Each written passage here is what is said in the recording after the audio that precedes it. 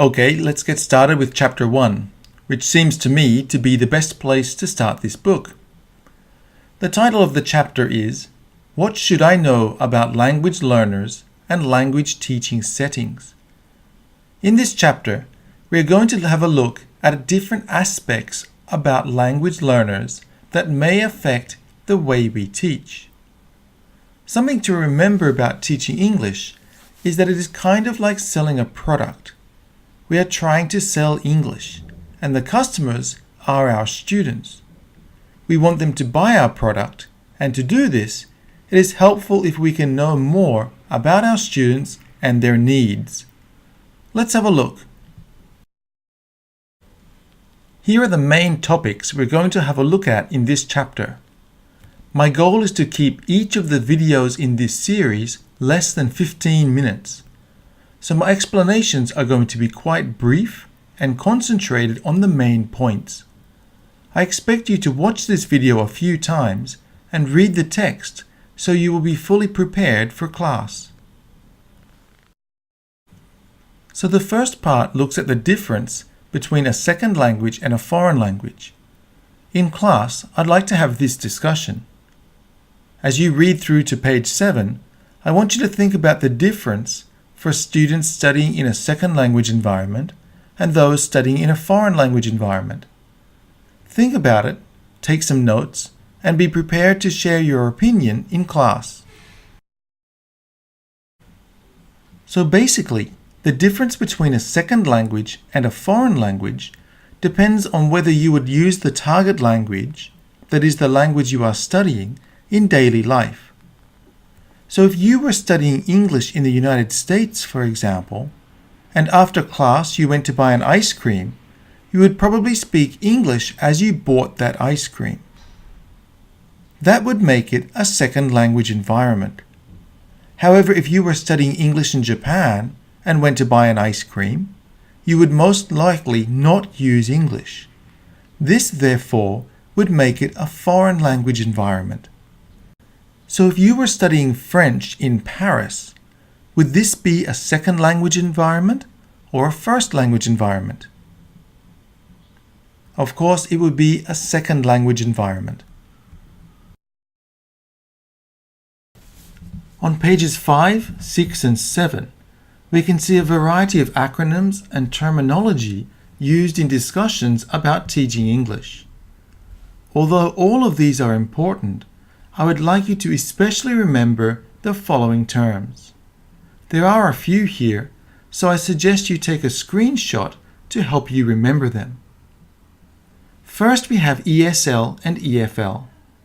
I explained the difference between second language and foreign language in the previous slide, so you should be able to understand these two easily. Next, there are three similar situations. The first, bilingual education, is easy to understand because language content is taught in both the student's first language, or L1, and the target language. Submersion and immersion may be a little more difficult. The main difference, however, is whether the learner is receiving support or not.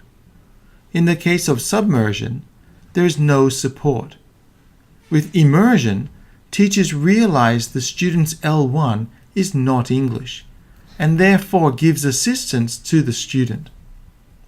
Next, we see two acronyms related to teaching. First, TESOL looks at how to teach ESL and EFL. And ESP refers to concentrating on teaching English to students who will use it in specific situations, such as nursing and tourism. Finally, we have world languages. English does not just belong to native speakers. These days, many researchers claim that the many varieties of English are acceptable. Some researchers, however, tend to disagree. This is an interesting topic of discussion, and I would like to cover this in class. What do you think? Should ESL and EFL teachers consider many varieties of English in their classes, or just concentrate on one? In the next part, from the end of page 7 through to page 18, we look at the factors that affect learners and the way they study. First, there are affective factors, which look at the student's feelings, cognitive factors, which consider the way students think and process language, and metacognitive factors, the way students control their learning. Let's have a look at these a little more closely. So we start with affective factors, in which there are two main ones described in this textbook: attitudes and motivation, and anxiety. Obviously, we cannot cover these in much detail, but there are a few things I would like you to remember. Within attitudes and motivation, we first see instrumental motivation, which describes students who are motivated for reasons such as passing a test or earning more money. On the other hand, integrative motivation refers to students who study in order to make friends with people who speak that language, for example. We also see intrinsic motivation, the drive that comes from within yourself, and extrinsic motivation, motivation that is influenced by some outer force, such as parents and teachers. Although instrumental motivation and extrinsic motivation seem similar, as do integrative motivation and intrinsic motivation, they are slightly different. We should also be aware that in the past, intrinsic and integrative motivation seemed to be more effective, but now researchers are more interested in the level of motivation rather than the type. Finally, for this half of the slide, we have autonomy, which is a situation where students take charge of their own learning. There are 5 excellent tips at the bottom of page 9 and top of page 10 that discuss how to increase your students' motivation. I suggest you remember them. Then we have anxiety. It is no surprise that anxiety is discussed in this textbook, because the author is very well known in this field. Generally, humans don't want to be embarrassed, and we tend to feel anxious when our limits are tested, and we think, for example, people may find out we are not as smart as they think we are, or we feel we might be laughed at.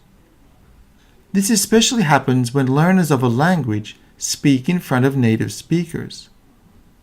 The idea of willingness to communicate suggests we should look at anxiety and motivation together, because students who have high anxiety are less likely to be willing to communicate. So how can we reduce our students' anxiety?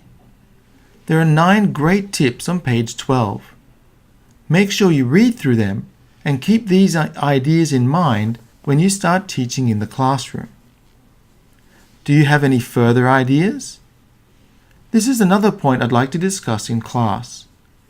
How can you tell that your students are feeling anxious about English?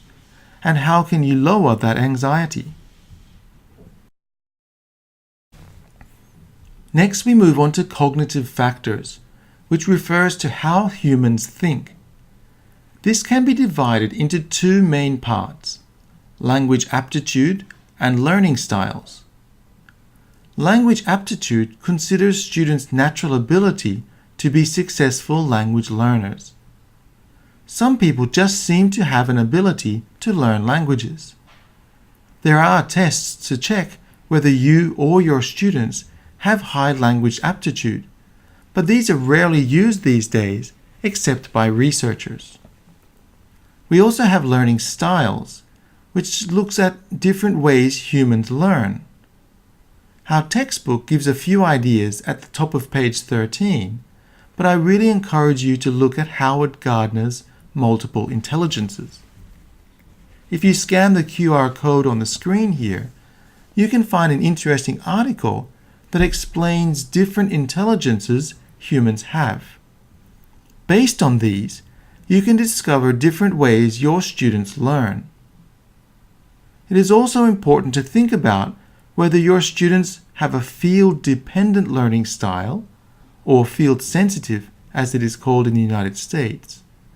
That is, do students look at language as a whole, or do they have a field-independent learning style, where they concentrate on the smaller details of language?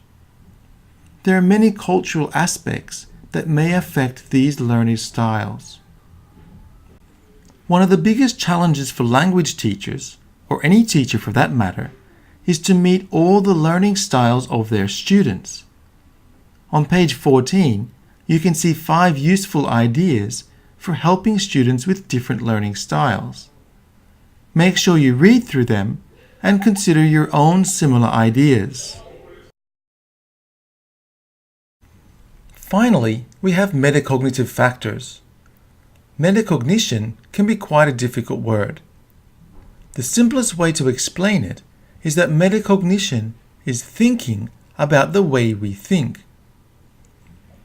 The author of our textbook also defines it as how and what learners think about the learning process. Here we are keeping it simple and looking at metacognition in 2 parts: beliefs about language learning and language learning strategies. First, we see that learners have many beliefs when it comes to language learning: how languages should be studied, the difficulty of learning another language, who is good at naturally picking up language, and what makes a good language teacher. Some students may have unrealistic beliefs about language learning, such as becoming fluent in a language simply by listening to a CD while driving. And it is these kinds of students that often feel more anxious in their learning. There are some valuable hints on page 16 to help you and your students develop realistic understanding of language learning. Second, we have language learning strategies. I believe that one of the major goals of language teachers is to pass on strategies from learning from your own experience. That is why I often suggest that assistant language teachers who come to Japan from abroad should study Japanese and feel free to use it at their schools so they too can share ideas with students. There are a few different kinds of strategies discussed in this part of the text, and I would like you to read up on them all. I especially want you to consider, however, that as language teachers, we need to share both direct strategies, that is, strategies related to, for example, how to memorize words more easily and practice speaking, and indirect strategies, assisting students in the organization of their studies, and so on. Do you have any examples of direct and indirect strategies for learning from your own experience? Think of a few, take some notes, and let's talk about them in class. The last couple of pages of the chapter briefly look at cognitive development. That is, how the way that humans think changes over time. We see that in early adolescence, humans tend to lose some of the ability to learn language. We also see that for learners under the age of 11 or 12, it may not be best to use grammatical explanations in teaching. We'll talk more about cognitive development in the next chapter. We also see a short piece about identity and language learning. We see that, as well as issues related to cognition, there are also psychological and social changes that affect language learning. These will be covered in more detail in Chapter 3. Also, we read here that culture, both your own culture and that of the language you are studying, greatly affect learning. We cannot really become successful learners if we don't understand the culture of the language we are studying. So that is it for Chapter 1. To prepare for class, I suggest you watch this video a few times with and without the captions. Also, take some notes about the discussion topics I gave you in this video. This will help you participate more, which will make the discussions much more interesting. See you in class.